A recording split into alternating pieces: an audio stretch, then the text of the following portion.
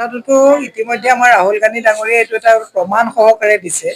গতিকে এই কথাটো মহাৰাষ্ট্ৰত চাওক, হাৰিয়ানাত চাওক, বিহাৰত লাষ্ট ৬০,০০০ ভোট ডিলিট হোৱাৰ পিছত আকৌ সুপ্ৰিম কোৰ্টৰ নিৰ্দেশত মানুহ তাত এণ্ট্ৰি হেৰি হৈছে। গতিকে তেনেকুৱা কামটো চলি আছে।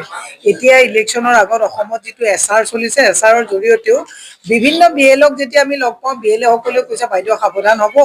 বহু মানুহ ইউ পি, বিহাৰ, গুজৰাটৰ পৰা আহি হোটেলত থাকি ইয়াত ভোটাৰ লিষ্টত নাম ভৰাইছে।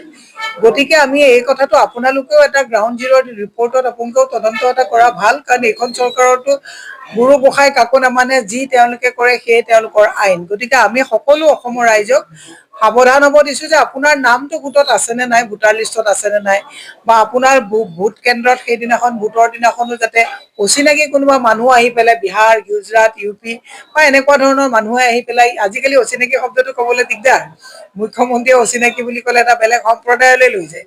সকলোৱে এইটোত মনোনিৱেশ কৰাটো, ৰাজনৈতিকভাৱে সজাগ হোৱাটো আমি সকলোকে আহ্বান জনাইছোঁ।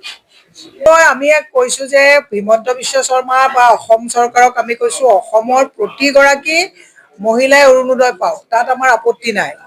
১২৫০ টকাত ৩০ দিনত যদি হৰণ কৰে দৈনিক ৪১ টকাকে পায়। তাৰ পৰিৱৰ্তে প্ৰত্যেকজন মানুহৰ মূৰত ৪২,০০০ টকা চৰকাৰী ঋণৰ বোজা আছে।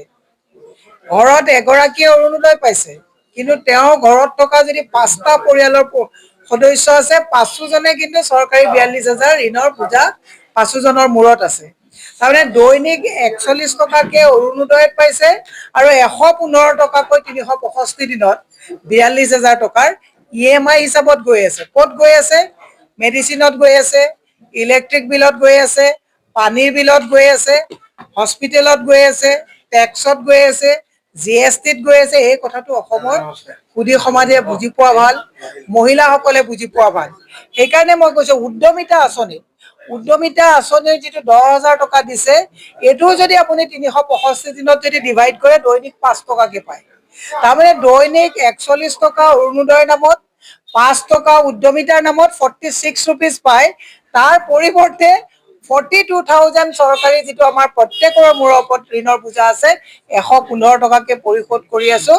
এই মেথমেটিক্সটো মই সংবাদ মাধ্যমৰ যোগেদি প্ৰতিগৰাকী মহিলা, পুৰুষ, সমন্বয় সকলোকে কৈছোঁ, আপোনালোকে বুজি লোৱাটো ভাল। চৰকাৰে চামুচেৰে দিছে, বেলচা মাৰি যে নিছে, এই গানটো যে শুনিছিলে আপোনালোকে, একেবাৰে সঁচা কথা। তাৰমানে আমি 46 ৰুপিজ আমি চৰকাৰৰ পৰা দৈনিক পাইছোঁ, আৰু তাৰ পৰিৱৰ্তে 69 ৰুপিজ আমি এক্সট্ৰা চৰকাৰক পে' কৰি আছোঁ।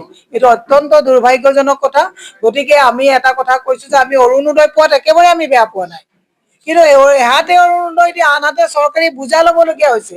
এই কথাটো অসমৰ মহিলা সমাজে বুজি পাবৰ কাৰণে মই আহ্বান জনাইছোঁ।